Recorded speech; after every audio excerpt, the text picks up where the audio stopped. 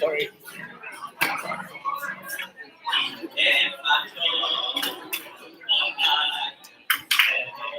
The rock and roll.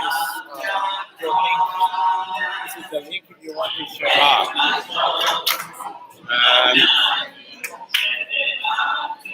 I will just take a photo of it.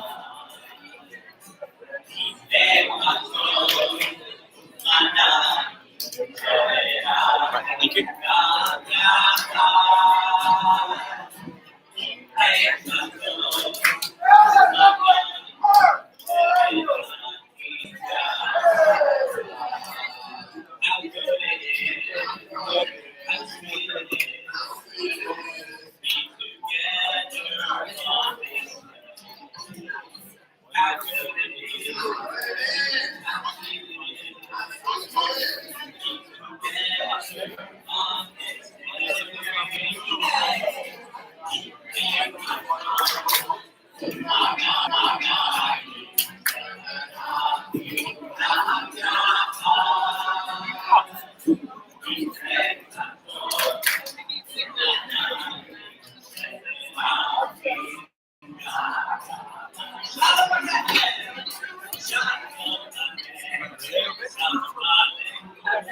Where you going? Hey, oi.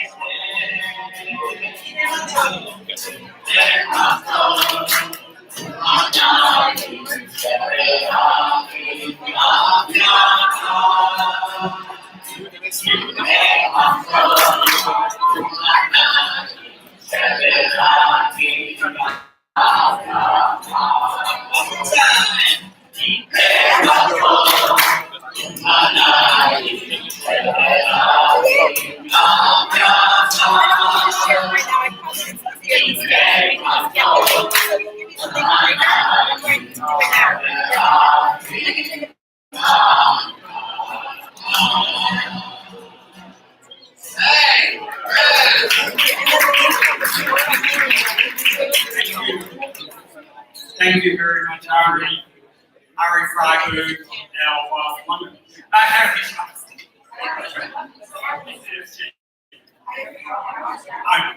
Ari, wonderful. Thank you for singing us into this session. The next exciting installment of this day. I just want a couple of words because I know there are a number of new faces this afternoon who weren't here this morning.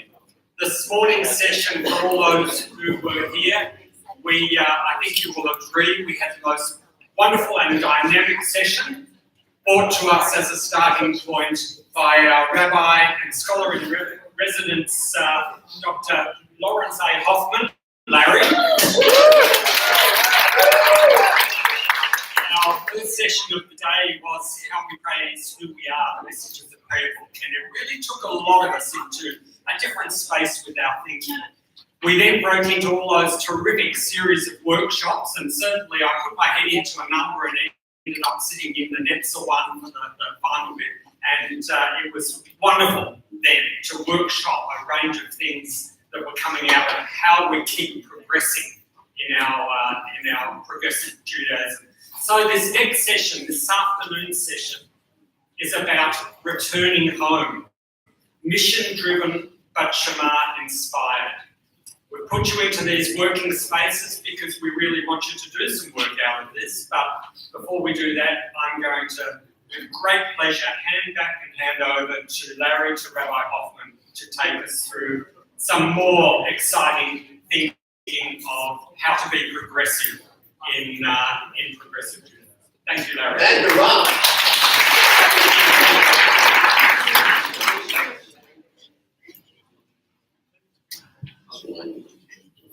Yeah, that's it. All right, we got a lot of time. That's good. But it goes quickly, you'll see. Hey, it's good to see see you again. Or still. I'm just so grateful for your helping me. Some of you for the second time or third time, even though I don't remember the first and second time, because I was jet lagged at the time. And I'm just getting used to how much space there is between people here. I didn't quite realize, I knew it was far, but I didn't go that far.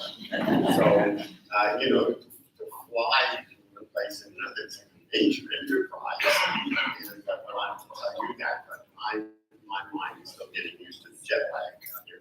So every once in a while someone comes up to me and says, "Been there 3 times at night." Oh my God. And then I remember, yes, you're going to be there. Something like that. But then I realized it's not my fault because you changed clothes. Not fair. All right, anyway, it's really good to see you, and I hope by the end of our sessions together, we'll spend enough time together that we do know each other pretty well. And then I am getting questions of you and your various congregations to some extent. That's a great way I've done it already. Wonderful. And I get to not yet, and it's still a chance. So it's something I can look forward to. This morning, after our session together, I huddled with a few people and I said to them, gee, I hope I start to write notes with you all. So, you know, there's no secrets I want to share with you. Not concern, my fond hope. On the one hand, I want to be utterly and completely and absolutely respectful of everything I hear. And I know that since I don't live here, I don't know your situation like you know your situation. So I'm learning from you even as I'm instructing you. That's the way I look upon it. And we'll slowly but surely grow together. I bring to bear not just an American perspective. I did mention that this morning, but I want to be very clear about that. I also bring to bear work I've done in Canada and in the UK. And my study is actually of religion worldwide. So I've spent a lot of time reading and thinking about studies about where religion is going and what's happening worldwide.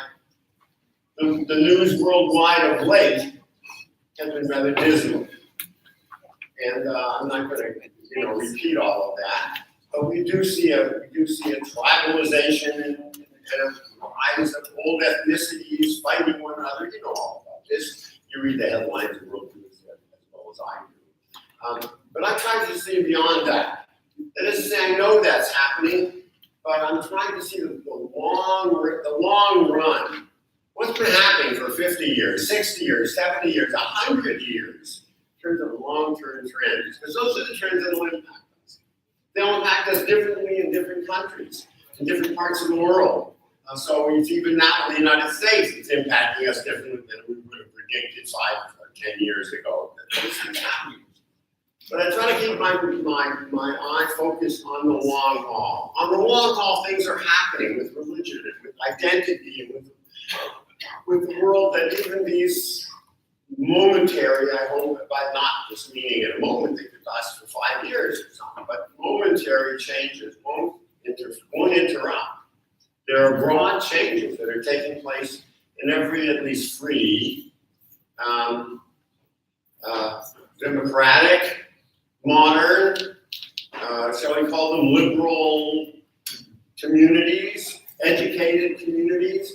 So I think of Australia, New Zealand, I think of wherever you're from in terms of your congregational climate and what's happening in the United States as well and in Canada and so on and so forth. So these communities, all of us, the congregations we are building in our movement anyway, are subject to long-term trends called secularization, individualization, and those sorts of things. So I try to keep my eye on that. But I know that where you are in those changes may be different, and I know that your situation is different. I'm trying to learn from you, be really respectful of you. When therefore questions come up, and you say, well, what about this and what about that? I really would like to just say, that's interesting. Thank you for sharing what you feel. I'll think about it. But on the other hand, I also feel a responsibility to be totally authentic to my message. I think I do have a message about long-term trends. And I have been working with congregations, many hundreds, over the last couple of decades. And I now consult with congregations all over and get to know them well. And so I'm trying to also bring you a message of what I think is happening and will happen to you. And these are things that you can't afford to neglect. One of them is changing identity. And I reflected that this morning. And that's why we have all these new prayer books. One of them is a new identity for our movement. What is progressive Judaism going to look like? And how can we prepare for it? How can we lead it as opposed to follow it and just see what happens and say, okay, whatever is. So those are the big issues that I worry about. So I'm trying to strike a balance between listening and being appreciative of what your questions are, the mentality they come from, which is your expertise. And at the same time, trying my best to answer. And I've been told that I can serve you best by being as honest as I can. So sometimes I'll take issue with a questioner, or I'll suggest a different point of view. And I hope, as I say when I do that, I don't sound overbearing or disrespectful. God forbid, that's the last thing I want to be. So that's just by way of introduction, so that we do understand. We now want to take a shift from what I said this morning, having to do with prayer and who we are, and staying on the theme of identity, and talking about how identity is changing our synagogues, and where synagogues have been moving and where they're moving. Everywhere I go, synagogues are involved in change. Now that always happened, just that the people didn't know it. But now we know it. That's partly because we are more sophisticated about change. There's a great literature and leadership now. Many of us are involved in change in our own firms, in our own businesses, in our own education. So this is kind of par for the course, and we're bringing a different sophistication here on it. What we've discovered, though, is that synagogue change, although it has much in common with corporate change and with personal change even, nonetheless, synagogues are their own peculiar animal. And so over time, I've worked with ways of thinking about synagogues like you think about everything else in terms of change, something to the same, but also thinking somewhat differently. So I want to take you through some thinking about synagogue differently. The key is what I call thinking differently. And here's the quotation that I love to use. It's by a professor just recently deceased named Richard Rorty, who taught philosophy in some place, again, in California. And Rorty said, "We make progress not by arguing better, but by speaking differently." That's brilliant. How many times have you been in a board meeting when you think this is your second time or third time or fifth time through the same conversation?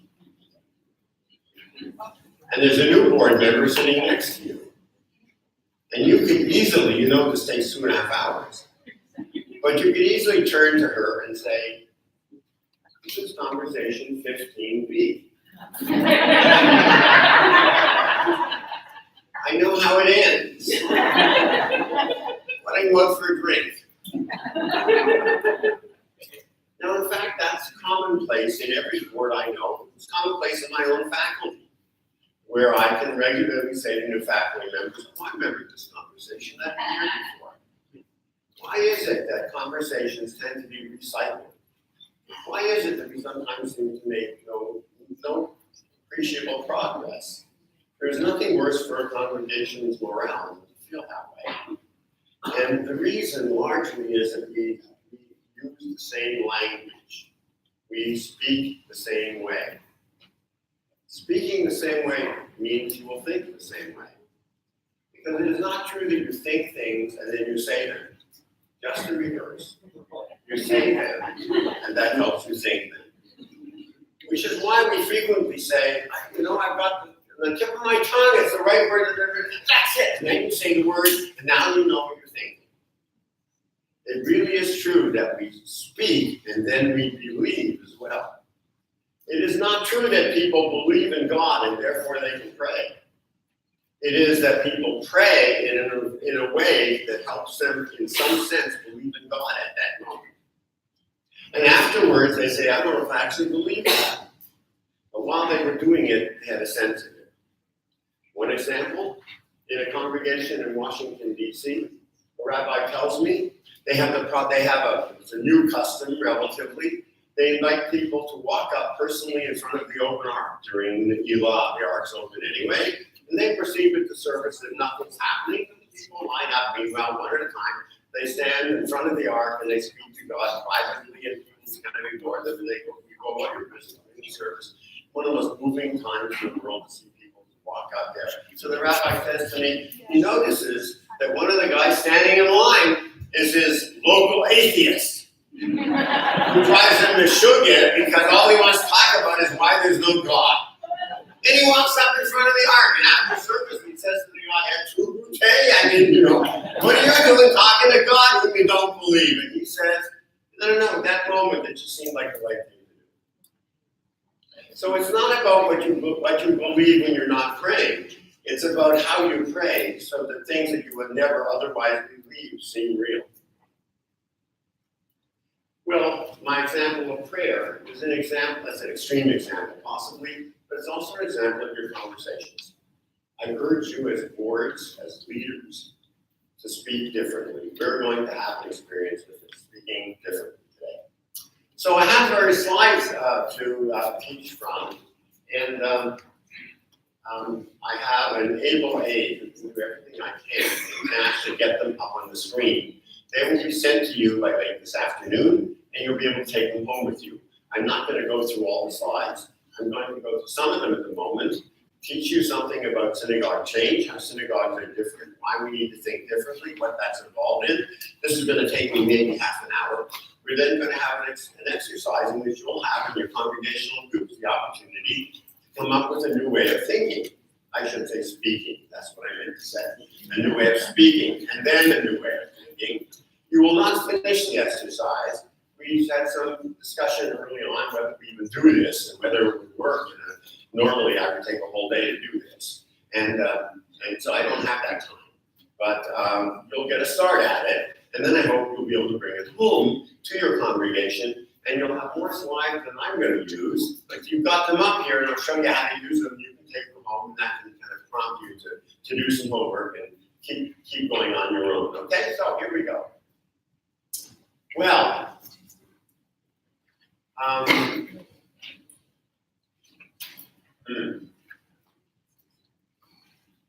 Something wrong with the first slide.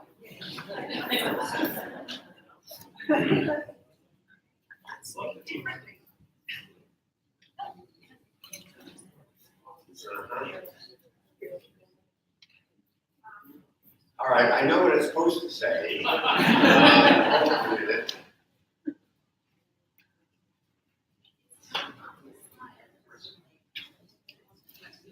Well, we'll go to the second slide. We're fine.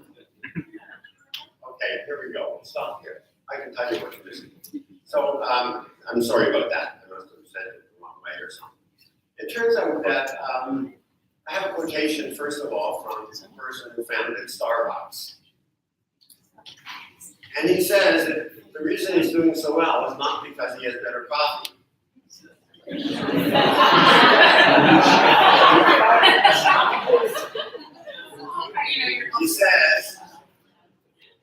He says it's brand loyalty.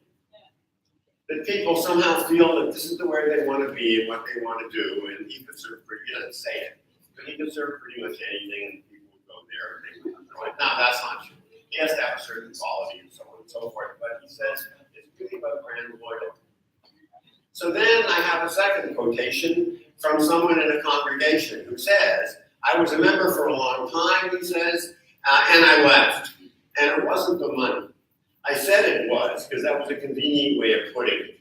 But the truth is, I just didn't feel like there was any point to it anymore, because the synagogue didn't stand for anything that really was something that I cared to stake my life on. And therefore, it was just more convenient, just as easy to leave. The point is, when people say to you, I can't afford it, or people give you reasons why they want to quit, the real reason is they just don't have any brand loyalty. It's like Starbucks. If they don't feel loyalty to who you are, if you're just another organization that did things for them for a while, then when they no longer need things, there's no reason for them to stay. And hence, there's evidence is very high that great numbers of people see no ultimate value in synagogues, and without an ultimate shared value, they have no loyalty beyond the services the synagogue offers. So the first way, kind of new talking you need to do is you have to ask yourself, what is the ultimate value that we have? And if we can't come up with an ultimate value, then we haven't had the right conversations yet.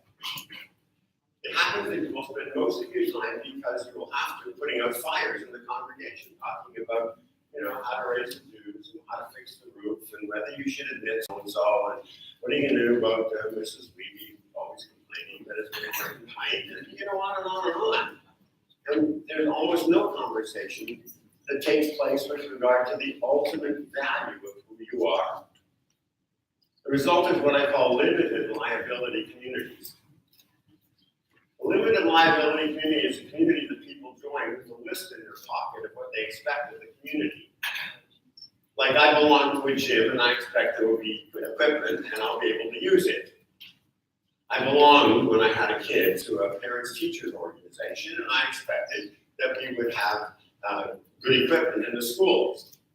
I did not go to the gym and ask them for equipment in the schools. I knew the difference. When my kids finished school, I left. I didn't join the PTO anymore. And I'd like to say I still belong to a gym, but that's not true. So the point is, a limited liability community is what happened in modernity. Until then, all communities were totally liable. That's what it was like in the shtetl. That's what it was like when our parents and great-great-grandparents came over here and they were small numbers and then, they took care of one another. That's it's called a natural community. Natural communities are gone. Instead, what we have are limited liability communities. And you belong to them with lists in your pocket of what you expect. A good day is when you strike off everything on your list. You're done. Meaning, you needed to go to the gym, you did it. It's worth what it costs. Meaning, you needed to go to the library, you did it. Okay. And on and on and on. Synagogues somewhere in the 20th century went the route of limited liability communities. They became things that said implicitly, you belong to us and we'll fulfill your list. You need high holiday tickets. You need a school for your kids. You need whatever it is that they said they needed. A rabbi on call. That's a big one, right? In case you get sick, this is your insurance, and on. You need a burial plot, whatever it is. As long as we take that attitude, people will not see any ultimate value to who we are. They will only see a cost-benefit analysis of whether they're getting their money's worth. And you will have a revolving door membership. And every year you will gain a certain number of members, and every year you will lose a certain number of members, and you will get nowhere. If you're lucky, more people are moving in than moving out. If you're lucky, you got a Pied Piper rabbi or two and a cantor who sings and plays the guitar, and you can bring in maybe more people than not for a while. But that rabbi and that cantor will be worn out and burned out before you know it, because actually they didn't go to school just so they could be a Pied Piper. And so the question is, how do you then maintain a membership? And how do you do actually, your way of talking, how do you do what God wants you to do? Now you want to say to me, wait a minute, just switch gears on me. I will use the word God regularly, and I think you should. I don't insist on it. I know it doesn't come natural to Jews. How did that happen? Moses says, "Hear, O Israel, the Lord our God, the Lord is one." And the Israelites say, "We don't believe in lords." Come on. We don't do that. That's not our way of speaking quite normally, and we say all kinds of reasons for it. I will use the word God as a placeholder for all that is ultimate in life, for all that matters most. When I can't think of a word that does justice to the grandeur of it all, then I'm going to say God. I'm going to call religion, I'm going to define religion as the practice of speaking in a register that does justice to the human condition. Speaking in a register that does justice to the human condition. Part of the human condition is life and death and love and sickness and care and connecting and community and aspiration and loyalty and excellence and failure and dismay. You go through the list.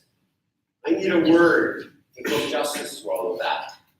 A word for what it is to be responsible for all of that. And so I use the word God for it. You can imagine any kind of God you like. That's all metaphor. But I do believe in some kind of ultimacy. And I know the synagogues have to reflect that ultimacy. If you have revolving door membership, you will have constant frenetic activity to convince people of the synagogue's value. In old days, when we used paper, we used to send flyers home to people to prove that we were doing all sorts of wonderful things and justify the dude. Look how busy we are, you know? We were frequent flyer synagogues. That's what we were. Sending out flyers all the time. That is a certain way to despair. In the world we live in today, we no longer have people who will automatically join synagogues because it keeps them busy. We are busier than ever, and busy people will not pay a lot of money to be kept busy. Not unless there's some ultimate value. Next slide. So here's the lesson. It's not about what a synagogue does. They all do pretty much the same thing. It's not even how well they do it, but you better do it well. It's about what a synagogue is. You need to rethink what a synagogue is. That's our task for today. Next. Well, this slide's called "It's a Great Time to Run a Synagogue." Are we having fun yet?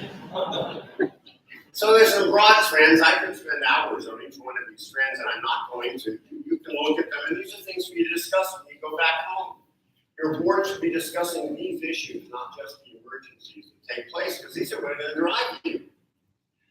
What's happened in the last 20, 30 years? Well, 50 years. It turns out that individuals are living longer. There's actually life after 50. We don't give up on people after their kids have grown up. There's a whole generation out there that actually matters. The biggest change is that this is a hard one, and I'd love to spend more time on it. We can perhaps later.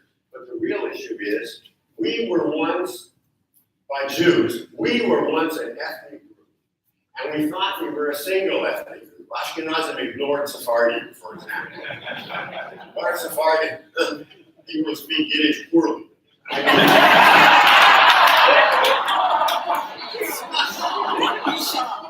not it was. Everybody came from a shtetl in Poland. What do you mean you don't like Finland? My grandfather. Right?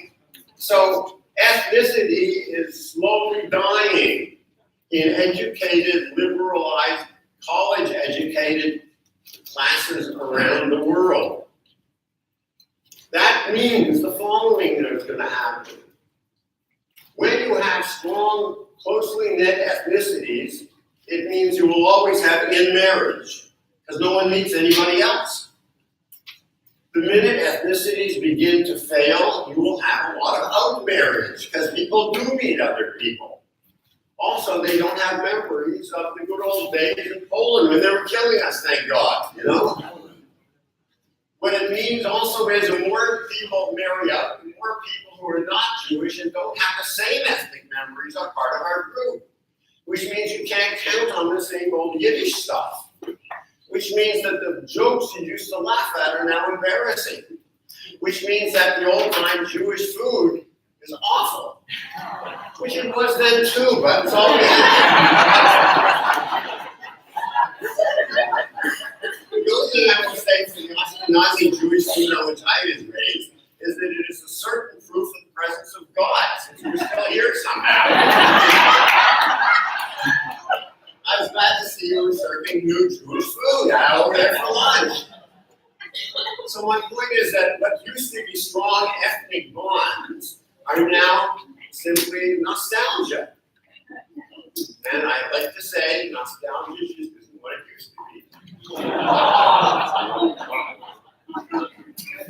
Which means instead of ethnicity, we need to have a purpose, an ultimate. What is the purpose of your synagogue? Ultimately, what's it all about, Alfie? I still believe in peoplehood, don't get me wrong. Ethnicity comes from the word ethnos, Greek for people. I want to say that instead of ethnics, we are ethnicity, we are ethnicity. We still have something to offer this profound Jewish peoplehood. Synagogues have something to do with the Jewish people standing before God, however you conceive of that. And that's why Jews all over the world are connected one with another. That's why we talk about Israel to start with. Because there's something about Jewish peoplehood that is profound as ever. But it better be peoplehood with purpose, not peoplehood with nostalgia. Economies are changing.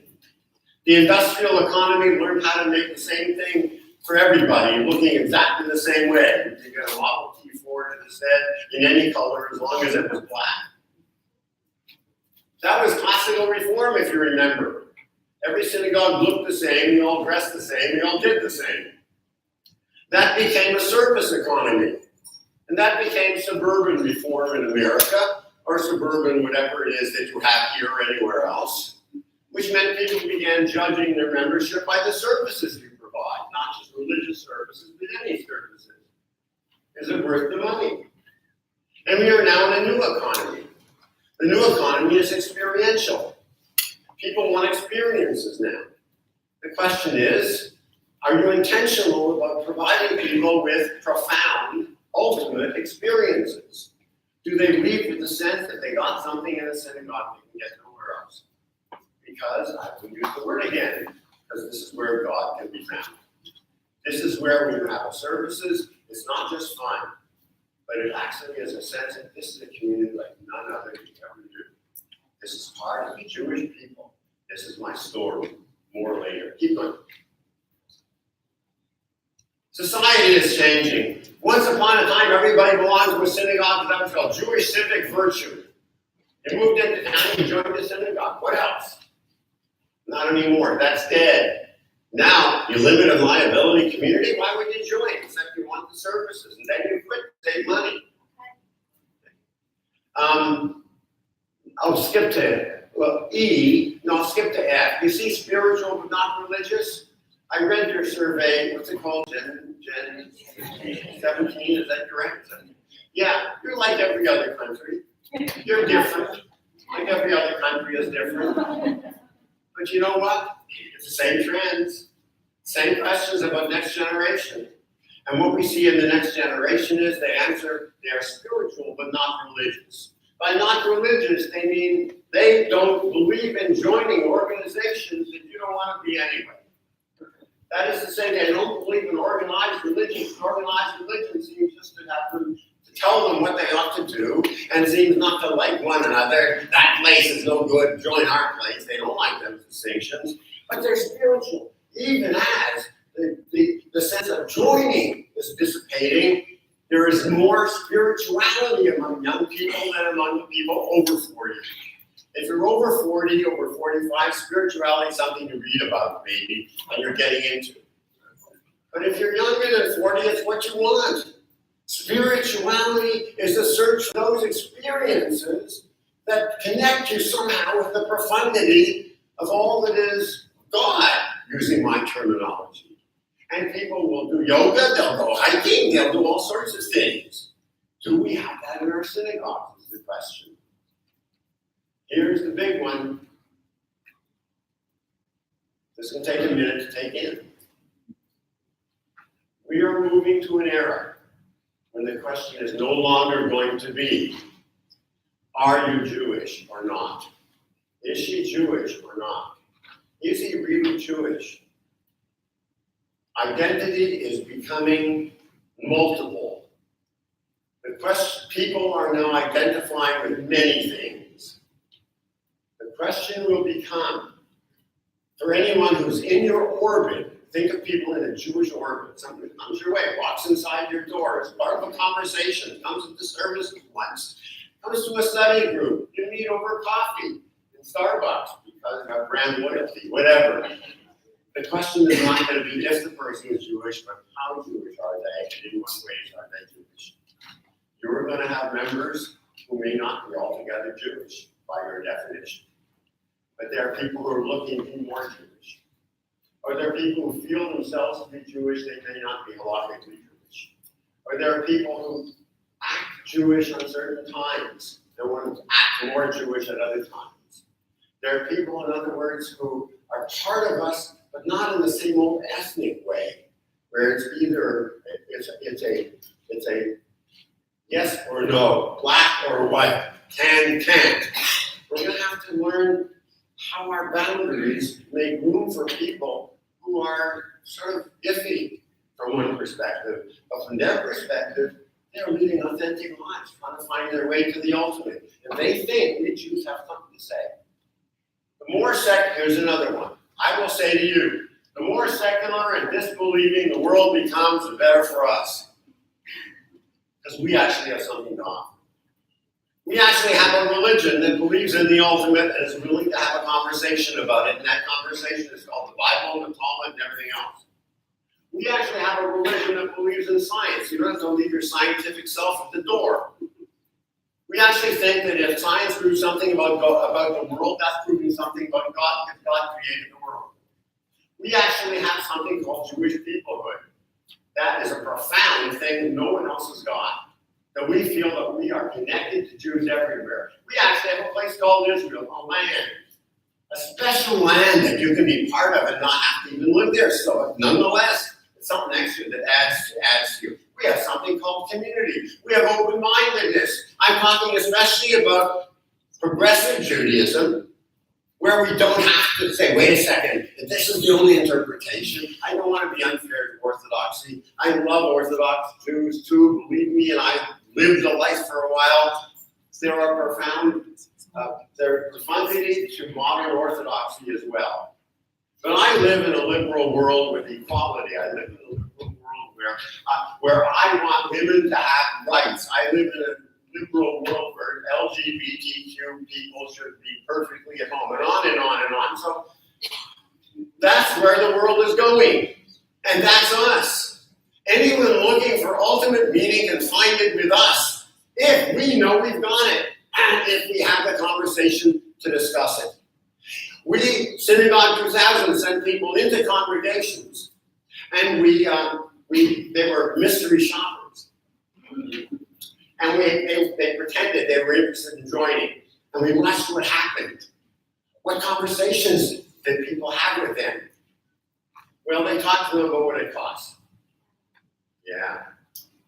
They talked to them about how busy they could be. Oh, we have first Monday, second Tuesday, third Wednesday, and fourth Thursday. And every Friday we have services, not to mention Shabbat morning. Sundays, by the way, I'm exhausted thinking about it. Thank you, but no thank you. Nobody ever talked to them about such things as, what are you looking for in life most? Well, we believe in having conversations about the things that matter most, actually. You don't do it all the time. We're not a heavy group. We're fun, actually. But we actually think that life is very complicated. And we think we only get one time around in life. We're about what do you do with that one time in life. We're interested in how love happens, and we're interested in connecting people. We believe that connection is profound. We even believe we have connections with people called the people of Israel. And we think that we have to make the world a better place. What are your passions in life?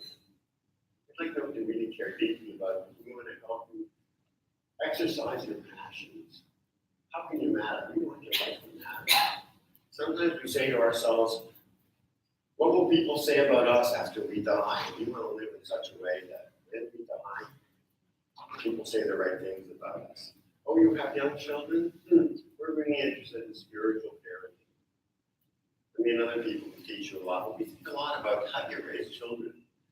To exercise awe at the universe and feel good about who they are. You know, somehow they're in God's image. I mean, that's the kind of thing about best we like to talk about. I hope you join us if that interests you. I'm making this up. I mean, that's not exactly what I might say, but that's this kind of thing. Nobody talked about that. Keep going.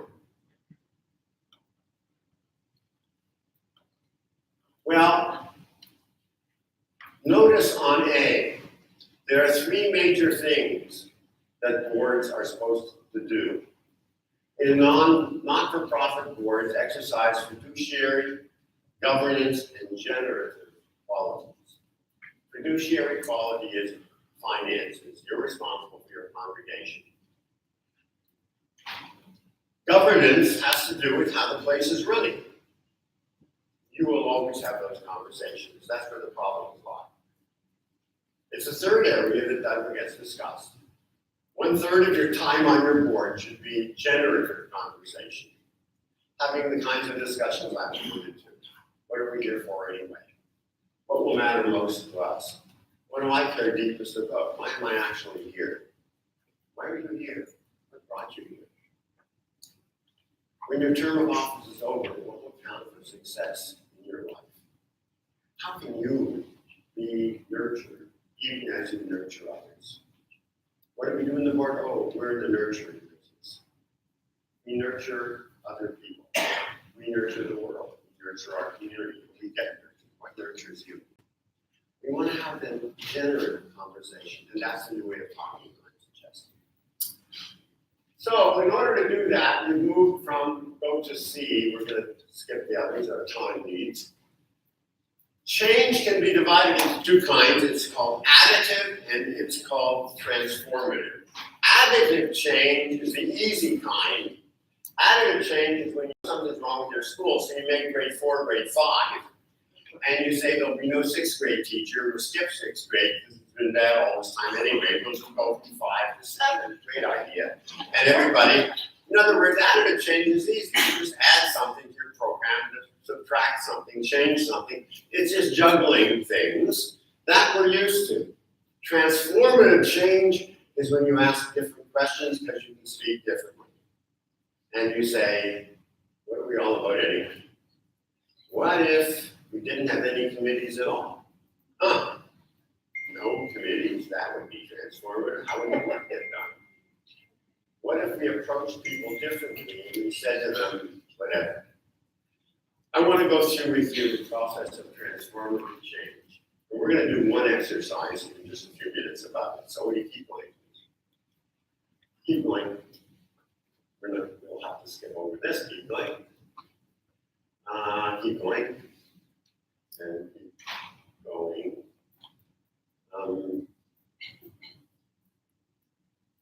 There should be a chart, flow chart left to right forward.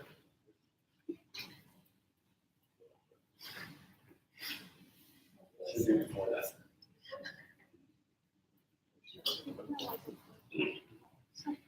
Not. Hold on a minute. All right, this alludes to it. Somehow it didn't come out.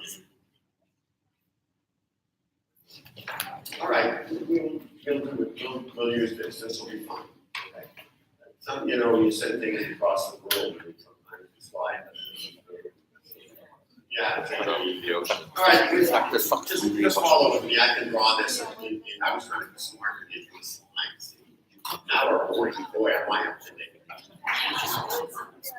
We'll now retreat to the pre-modern day and give you a sense of what I have in mind. Normally, people perceive immediately what we call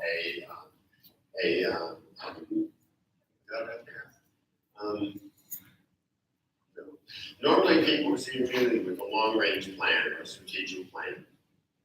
So we know that things have to change, and we say, let's have a strategic plan. And so what you do is you together analyze what you're doing and why you're doing it, how you're doing that, and the cost analysis is of it, and so on and so forth. And then when you're done, you have a good sense of the next 5 years, 5-year plan, and it's going to be in what order. And then you analyze your resources. You say, well, how would we reallocate resources for it? How much money will we need for it, and so on. That's a great idea. You should all do that. What people don't do, however, is first of all, they ask themselves, who are we? Because your long-range plan should follow from a sense of self. What are we here for altogether? That's your vision. That's your mission statement. What's your mission? So what you have ideally is a mission statement, and then from that there flows a sense of what you ought to be doing, and then you can have your strategic plan. You with me? So everything depends upon that mission statement. And here's the problem with mission statements. I've collected mission statements from synagogues. I can tell you that they're all exactly the same. That is because they're mission statements by committee. By committee that wants to get everything in. They're descriptions of the kitchen sink. In other words, here's a typical mission statement. It always starts with something like, we are a warm and welcoming, yes, we are a warm and welcoming community. That's welcome diversity. And believe in prayer, study, and good deeds. Oh, and Israel. For God is real. And we support Israel. Now you multiply this by 3 or 4 lines, and you have a typical mission statement of a congregation. I can tell you that unless your mission statement is memorable, it's worthless. If I gave you your own mission statement, you wouldn't know. Could be somebody else's, but different would it be? I've never heard a congregation say, we are the cold congregation. We like diversity and not know very much. No one ever says that.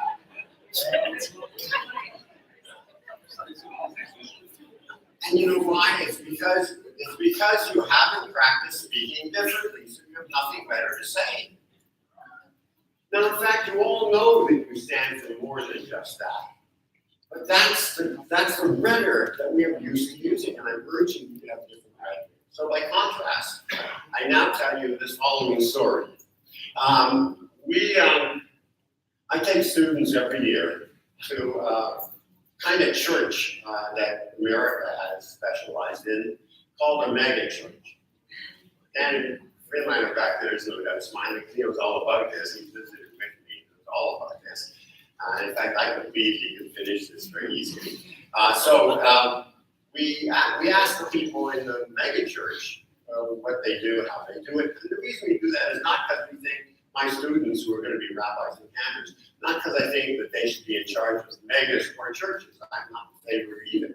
But because of something about the mega church that's captured in its own unique American way, I grant you, but has captured the change in modernity and what's going on in terms of the search for spirituality. And I mean, they're onto that. They're onto it in a very right-wing Christian religious way. But I can ignore that stuff. I want to learn what they know. And then I can get rid of what I don't need. But if they're collecting, well, synagogues and liberal churches are likely to be getting 10 new people a year. They've got 15,000. And if you look at the 15,000, they're not all crazies.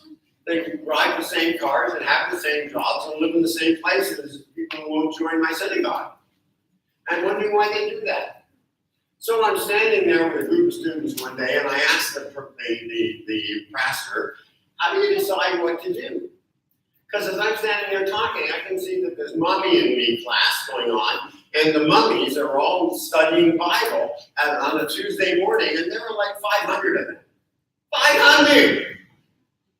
And the kids are all doing something else and so forth. It's a very busy place, and they're all doing religious stuff. And I say, why? How do you do this? How do you decide what to do? He says, only if it fulfills our mission statement. I say, so what's your mission statement? And he says the following.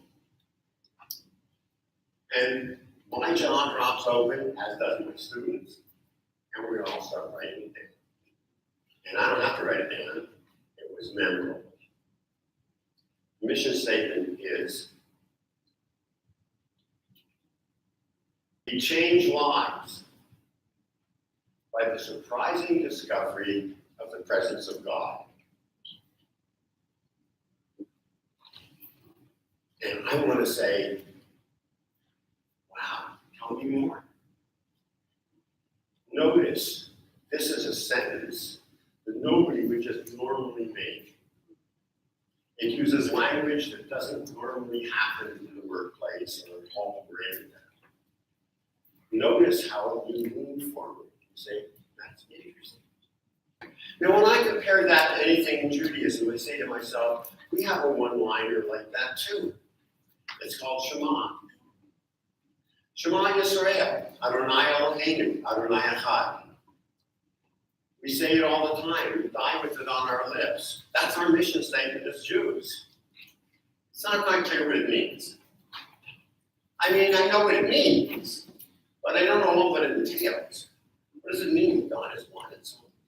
So when we have it in our prayer book, it's followed by the Ahavta, right? A whole paragraph. When you get to define what you mean by if God is one, then what? And then you say, well, so you love God with all your heart and mind and soul, and teach these words to your children, and on and on. So I begin to think that our mission statement should be like the Shema Yisrael. It should be a one-liner to which people can lean in and say, tell me more. And then you get to write your Ahavta. This is what we mean by it. You can't put everything into the mission statement. Otherwise, it's boring. The mission statement should be a one-liner that is memorable, inspirational, aspirational. You're not there yet. You may never be. But it inspires you. You aspire to fulfill it. And it should be, I call it a gulp sentence. You got to gulp before you say it, because you can't believe it's coming out of your mouth. Now, notice it has three parts. Shema Yisrael, Adonai Eloheinu, Adonai Echad. Changing lives by the surprising discovery of the presence of God. We think in threes. And so, a mission statement that works must be, remember, it must be inspirational, aspirational, one-liner that people lean into, right? Like, tell me more. And you get only three parts to it. It will not do to say we are a warm and welcoming congregation. That is not particularly inspiring. Everybody thinks they're that. And there's nothing more to say. It's ordinary language. By changing lives, by the surprising discovery of the presence of God. Whoa. So what I'm inviting you to do now, sitting in your congregational groups, is to begin the process of writing your own Shema statement. Now you have to be willing to play the game, which means you have to be willing to say things you might not otherwise say.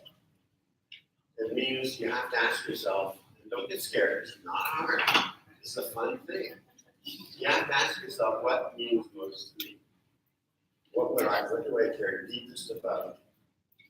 So what I'm going to suggest you do is, since we don't have a lot of time, we're looking at half an hour, I'm going to suggest to you that you get into small groups who are already in your congregational groups. If your group is really big, break into two groups, because this isn't your final decision, or three, however you want to do it.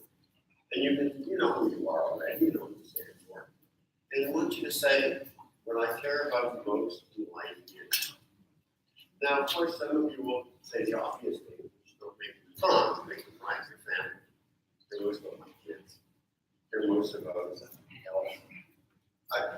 All of that's true. But I want you to up the ante just a little bit and not talk just about your own family, about the obvious sorts of things, but maybe some of your values. I'll make up something for a moment. This is not what your answer is going to be. I'll just make it up. I care most about loyalty. And then I say to you, oh, we can tell me more. And then you might say, I think I want to be known and be loyal to those I love and loyal to my values. Now, suppose you said that. And suppose you decided your congregation stood for loyalty. You might then say, so we are a congregation that practices loyalty to all that matters. Or something like that. Now that's just a quick thing off the top of my head. But do you see how you lean in? And I might say to you, if I wanted to say, what matters to you? What do you think? In your Ahavta, you would then spell out what matters to you, why you're loyal to it, or something like that. You're not going to get to the final thing today, I just want you to try speaking things you haven't said before about what matters most to you. The ultimate value. Now, I have time for everyone to do it. You won't be able to do it all. And some of you will say, I just can't do this yet. I have to think. So there are people who can talk in an instant and come up with sentences. Other people take a while. That's fine. But get into small groups and listen to each other have a conversation, generative, right, that you haven't had before, about what is it that matters most to you, that you think maybe might be what the synagogue ultimately is for. It's so fun. All right? Any questions on the assignment? Let's see a big group over here. So you're going to break into 4 groups. All right. You can handle this. Bring in a little group. I will swap the 10 minutes of the see how you're doing and then see where we go. The book was started in the book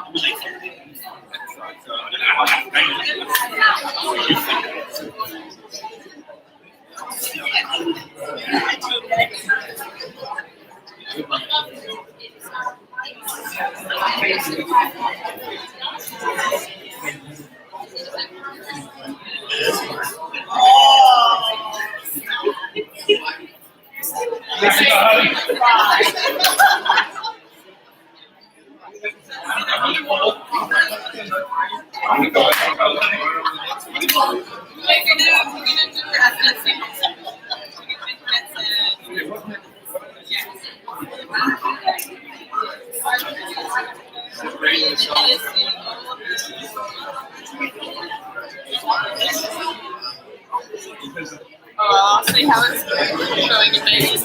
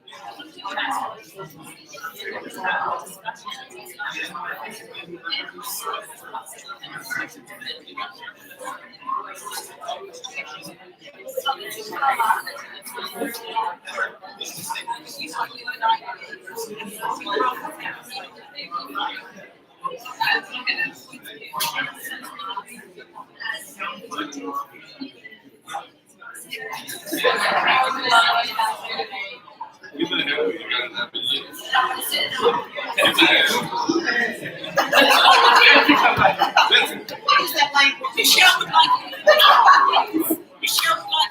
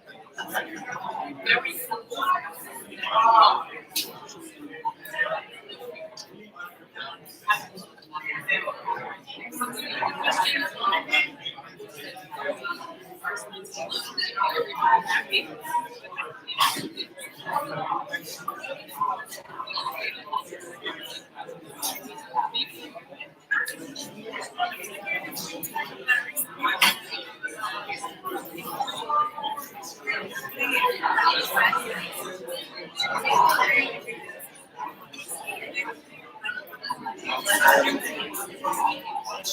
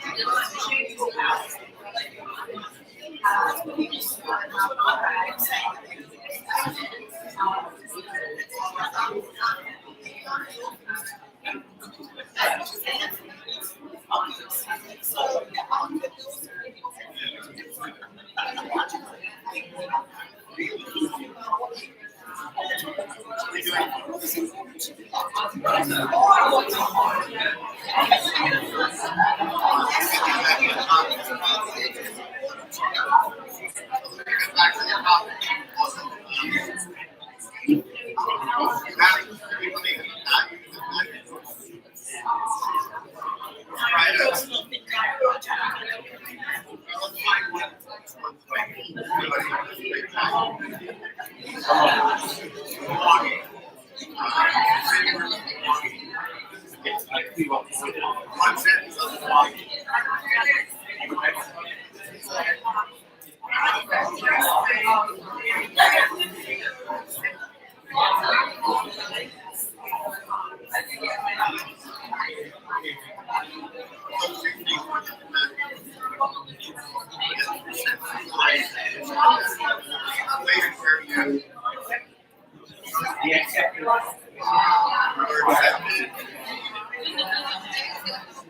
Waiting for your acceptance.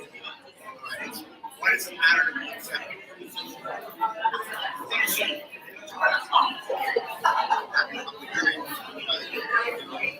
Why does it matter to be accepted?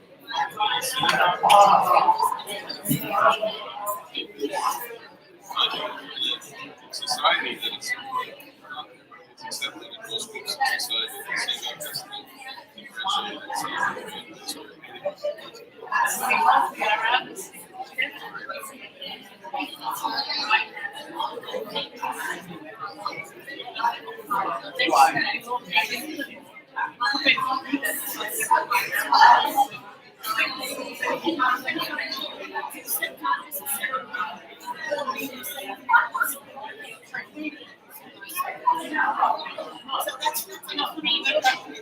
Anybody say, I accept you. Our synagogue, so that you can.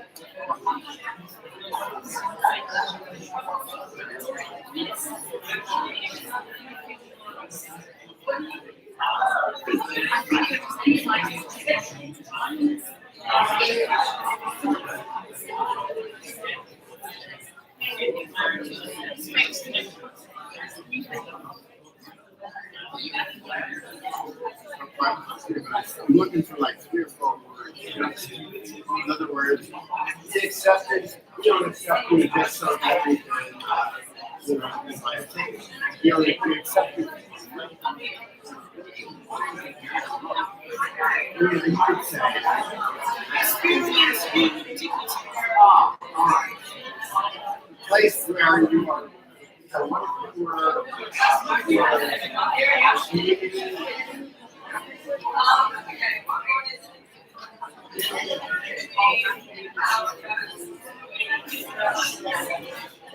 Where you discover with others. That's the human thing.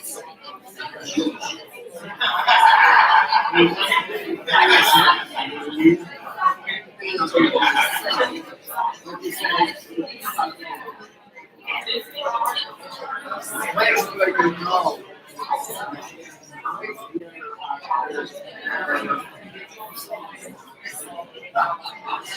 Where we share our human dignity with others.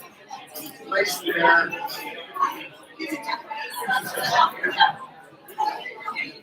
And then you can always add. Human dignity is valued as the way to change the world. Or, I mean, I don't know.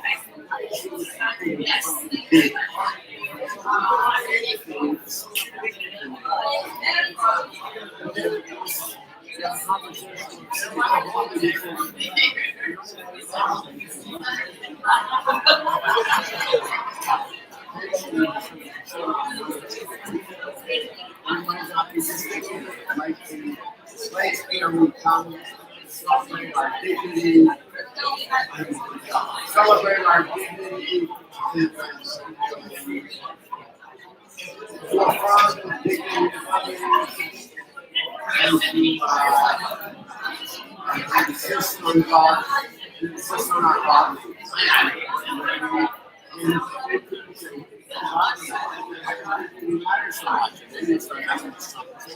And that becomes your heart.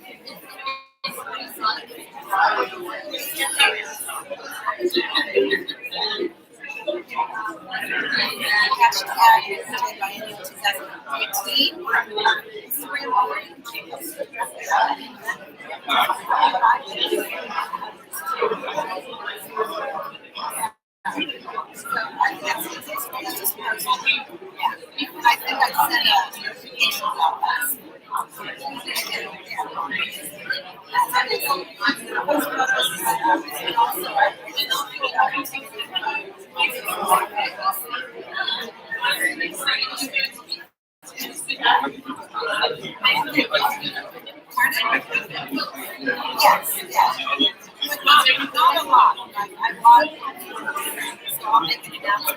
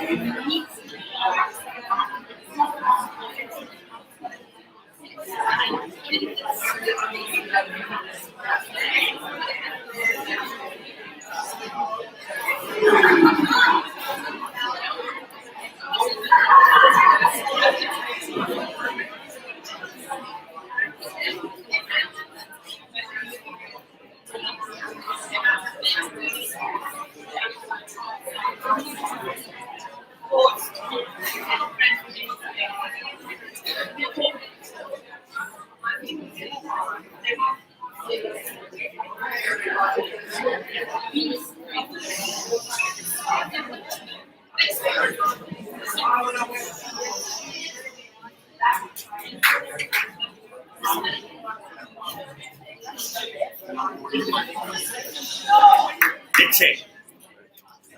All right, so I've been walking around the best I can, see if I can make something for making progress. Other people feel their stuff. Some of the people who feel their stuff are stuck.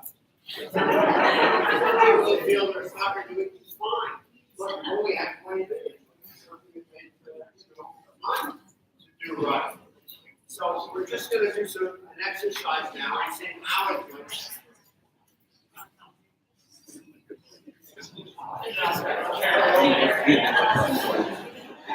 As I was saying before, I was rudely interrupted by myself.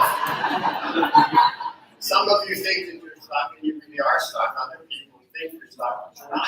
It's fine. It's just that it takes a little while. It takes normally a month to do this sort of thing. But what you're involved with is, look, you're involved with generative conversation. You have to figure out what matters most to you. And then you have to actually justify it. It's not normally you don't justify it because normally everybody nods and says, "I'll write that down." That's how you get this mission statement that's worthless. So when I'm not asking you to challenge one another and say, "That's not good. What are they dignity? Who believes in dignity?" I mean, you say, "Tell me more. Why does that matter to you?" I mean, pretend this is the Martian game. Pretend you're Martians. You come down to Earth. You kind of learn Muslim religion. and somebody says something about being accepted, it's important to be accepted. And you don't just write down, we accept you as you are. I mean, you do, but that's fine. You say, why? Why does that matter? And then someone says, well, because if I'm not accepted, then I'm being denounced. And you say, put it in positive terms. And you say, why do you want to be accepted so much? And then somebody might say, because I believe in human dignity. I have my dignity. Oh, now you're on to something. So now you say, now you begin to say, my ultimate value is acceptance as a human being with dignity.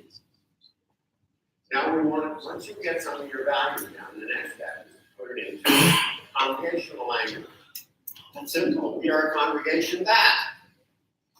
So you have a congregation that accept us for our human dignity. I got to this group in the back who said to me, we're stuck. And we began talking a little bit. And if you don't mind, I'll just kind of, actually, maybe I'll see a couple more first. Does anyone have a one-liner that they really liked? I'll go to it. You're all doing well. I was going to just use that one, right? So, can you? He's got a microphone. You have a microphone? Okay. There we go. So just want to hear people. Now, here we're just going to take a few minutes. Listen, please. We're just going to take a few. Shh. I need your attention. Just give us a one-liner that, kind of in process. What have you got? We are your Jewish family searching together for connection and meaning. So there's three things. We're a Jewish family searching together for things. For connection and meaning. So you have four things. We'd like you to put them into three eventually. But it's a very good start. When somebody asked me the question before, regular question, why didn't you have more Jewish stuff in it? I was talking about dignity, for example, and they thought, well, what's that Jewish? The answer is, folks, if you talk in Jewish terms only, then you're having an inner conversation for each other. And often when we use Hebrew, like catchphrases in Hebrew, unless that's your language, speak Hebrew is different. Israel, that's what you got. But if you're using internal catchphrases in Hebrew, then they mean nothing at all. Often, when I teach students how to write sermons, and I say, when you write me your outline, I don't want to see any Hebrew in it. They say, what do you mean, no Hebrew? I said, no, Hebrew is fine, but if you say, oh, it's all about Torah, I have no idea what you mean by Torah. I mean, then maybe you don't have any meaning in mind. You're factive, and you're just using your Torah to fill the gap. So I need to know something in English that I can nod to or ask a question about. Especially that's true if you're speaking to the world. You have to speak in language that other people get. And if they already get Torah, mitzvahs, and all that sort of thing, then of course they don't need your mission statement, do they? They're already in. So you need to, so that's why I would like universal. So where were we on your scale? Something about, okay, move on. This is the effort from Temple David in Perth. All right, perfect. Living eternal truths by bringing holiness and Jewish purpose into our daily lives. Okay, that's good. So let's say, tell me again what they are. Listen. Living eternal truths. That's number one. Now just listen to that for a minute. See, that's actually a good beginning. Why don't you belong to the congregation in part and say, well, we believe in living eternal truths. Whoa. You're true? Like, I'm that, see how you lean in? That could be really kind of something that asks you to spot or two. We just want to live eternal truths. By bringing holiness and Jewish purpose into our daily lives. Holiness and Jewish purpose. For reasons I said before, I would wonder about Jewish purpose because I think that goes without saying for synagogue. But the idea that we live eternal truths by informing our lives with purpose. Did I just shift it around? One of the strategies sometimes is you look at the key words and you shift it around and try to make them into different sentences. Watch how we can do this different ways. Listen, please. What do you say? Living eternal truths by Bringing holiness, holiness is a key word, and Purpose purpose. into our daily life. So what if we said there are many ways of doing it? That we live eternal truths by informing our purpose with holiness.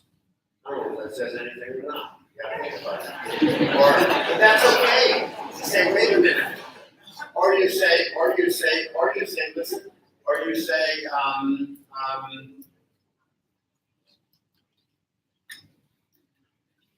being purposeful about holiness to establish, to inform our lives with truth. I mean, I don't know, but if you've got like 3 key words like holiness, purpose, and eternal truth, you say these are 3 things that we really wish we did. Now listen to how it's going to work, please. We've only got 20 minutes, and so I need to kind of move us along. But I so wish we had another hour, really, but we don't. So once you've got something that's got like the thing I told you about for the mega church, you've got 3 lines, or in this case, 3 terms that you're going to play with, right? Now suppose you came up with what it was. Suppose you decided, we are the congregation that lives eternal truths through holy purpose. That's interesting, right? Now, it's like Shemayah Shah. I don't know what that means exactly, holy purpose. But it's the kind of thing I say, do you really do that? Now, you're not changing your congregation. Your congregation is still going to have a school, you're still going to have services, you're still going to do Torah study. But now comes the next step, which I don't get to today, but the next step is implementation. You're now going to describe, the next step is the V'ahavta. You're now going to describe what are the eternal truths? Why do you need them? What holiness means to you? Why purposefulness matters? What is purposeful holiness or holy purpose, depending on whatever you say? Now you're going to end up with 10 lines or so that define, actually, this is your manifesto. Now you have a manifesto. You have a one-liner.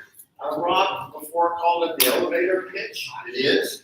You've got a one-liner, and you know how to explain it. And people say, what are you talking about? You say, well, we believe that there are eternal truths people should live by. We think that people are born to be truthful. And we think holiness is what we bring to the world. And in fact, it's Jewish holiness. It's a particular type, and this is what we mean. Then after that, now you go to your programs. Think of your programs as output. Think of the Shema statement as input. You input into your system what you stand for. And now you stand for something big. You don't just stand for something, thank you for sharing. And then you say, which of our programs actually are about eternal truths? And do the teachers in our school know that's what they do? And now you get everyone in your synagogue to be on message about this. And the next thing you know, the committees start talking about how can we be involved in eternal truths. I've got, let's say, a committee for education, all right?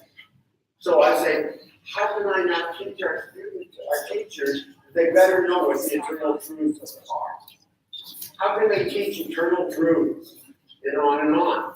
And so slowly but surely, everything about your congregation changes. Even the way it looks changes. Because you're going to plaster this one-liner all over the place. And you're going to, sometimes people make pins that they give their outgoing presidents and so on. It might say eternal truth. Something like that. But it's on message. In other words, you now become an efficient organization dedicated to something profound. Let's try another one. Somebody else? Yeah. We nourish each other's Jewish souls. We nourish Jewish souls. We nourish other souls. We nourish each other's Jewish souls. You nurture each other's Jewish souls. You nurture each other's. Nourish. Nourish. N-O-U-R-I, I think. Yeah. Yeah. So I have a bad accent. Do you nourish non-Jewish souls?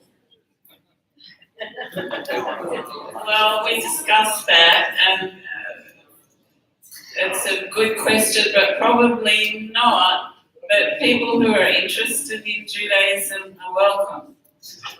Well, maybe you add Jewish nurturance to souls in search of meaning.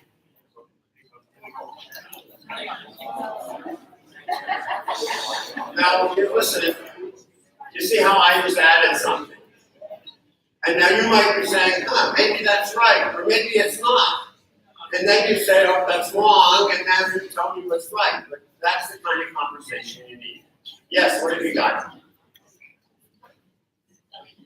The Jewish ride, connecting to self, people, and God, a different All right, meaningful fine. journey Too every fast, time. too much. And you can say, yes, you want to hear this. Go ahead.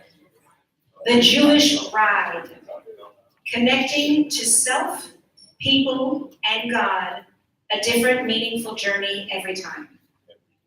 Whoa. I see a lot of people saying, Lean in. that's Come to very East nice. Cayenne. That's right. If I had the time, I would have just joined you, never mind explaining. Let's do one more over here. Yeah, I didn't get to your group, so. Yeah. So, where's the guy? And we have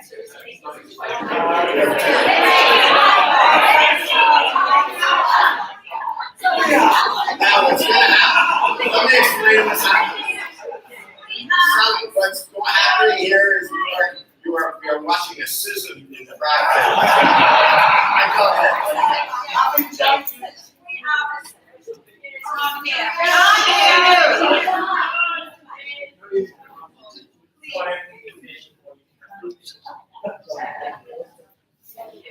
We are a spiritual community bringing innovation and creativity to Jewish traditions. Okay, let me go back again. Tell me again. We are a spiritual.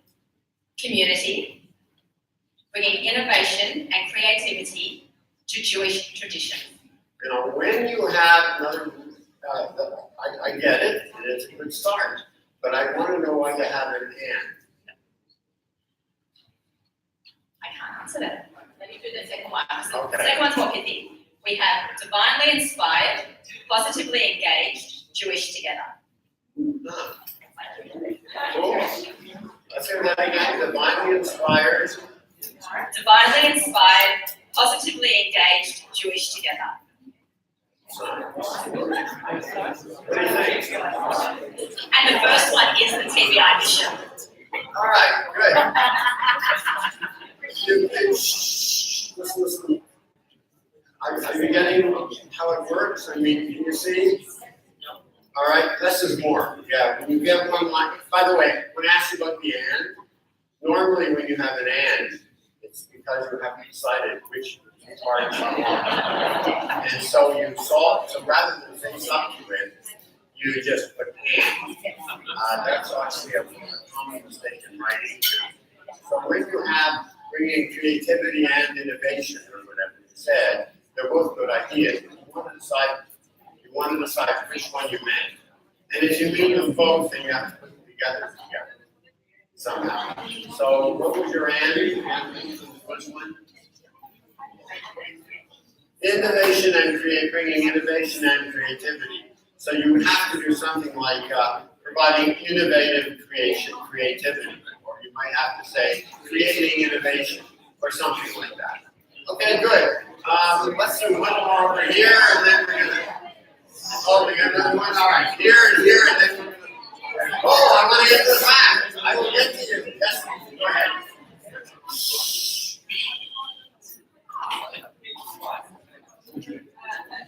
Listen. Okay, this is the second TBI group, and it is linked, and I do like what Joanne said, but we wrote, and this is just Go ahead. 4 women and a man, right? We change lives by making people feel equal, accepted, respected, and included before God. Nice. You have too many words, but I love the idea.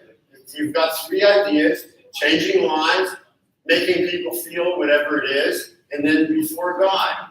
Now, that would work. You could do that. Understand there's no right answer. It's just got to be something that you get excited about. If it's not your values and you're not excited, you don't go home on fire with it, you didn't do your work. You gotta go home and say, guess who we are? I never realized it before.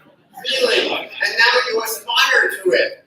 I promised you, and we're gonna get to the last table last, so don't go away. Yes. I'll just get really godly. I'm doing that. Next one. All right.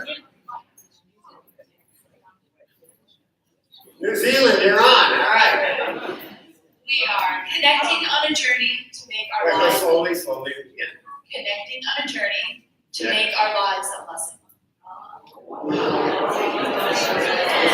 Hear the response. Okay. All right.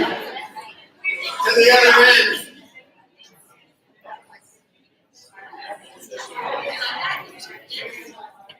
Thank you. Okay. Listen, folks.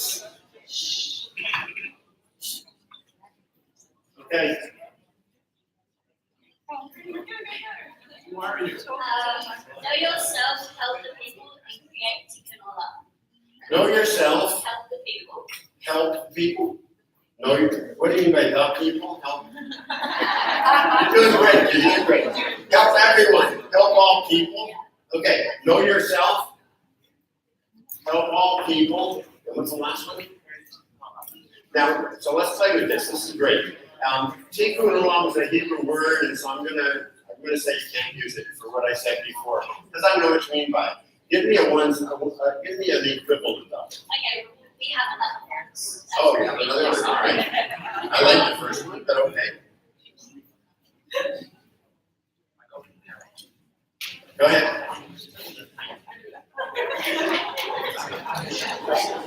Making the world a better place by bringing youth close to their Judaism.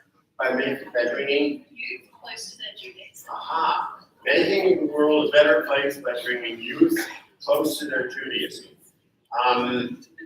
That's true.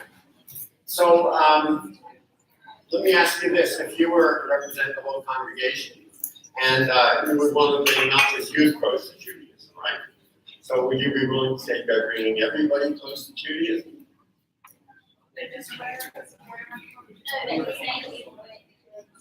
Your congregation.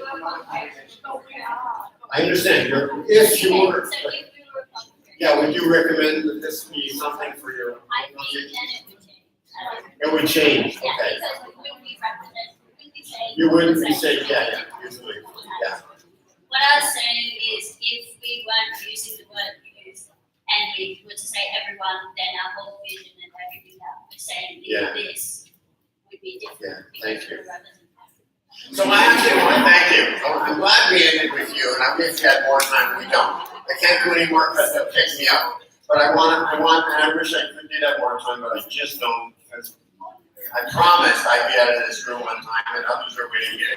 But I'm glad we ended up with the youth here because I want to emphasize two things from what they teach us. First of all, they picked on two things that are the future. One thing is to know yourself. And that's something I don't necessarily hear from older people, but it's age-old wisdom, right? Age-old wisdom, know thyself, to thine own self be true, and so on. But in fact, it emphasizes the dignity of the individual human person, in that if you know who you are, then you know yourself in depth, and that you stand for something. Whatever you come up with is going to have to satisfy the need that we hear in this response. It needs to be something that emphasizes the dignity and the ability of an individual to know themselves and therefore be an authentic human being out of their own being. A second thing that young people care deeply about is bettering the world. Notice the world, all people. So they want to do it maybe as Jews, but they really do want to better the world. And so whatever you do, you're going to want to do something that helps people realize that through knowing who they are and fulfilling who they are, the best of who they are, they can change the world and they can matter. Now, to matter has two terms. Matter can mean I matter, I'm important, but it also can mean I care about what already matters in and of itself. Your synagogue has to matter.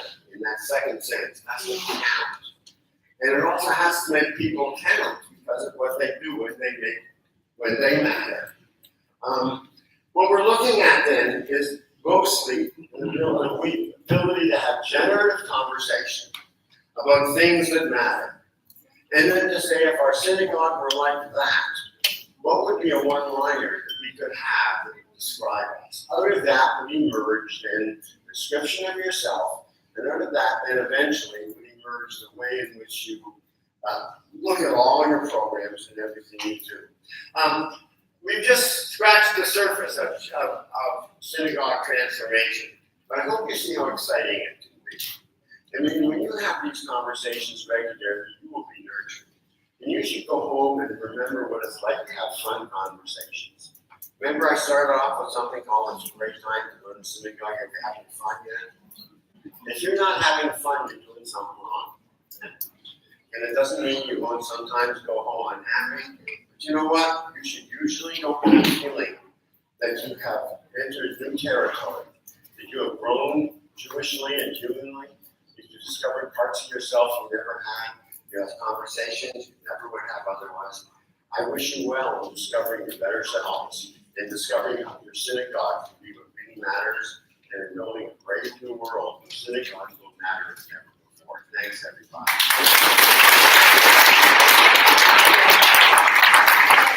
Thank you so much, Larry. This was incredible. I know everyone wishes we could have spent the entire day working on this, but thank you so much.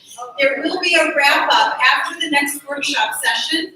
Larry will be providing a 20-minute wrap-up. So if somehow you didn't get heard right now, a few groups would like to, maybe that might be a good time to just let them have a moment, if that's okay.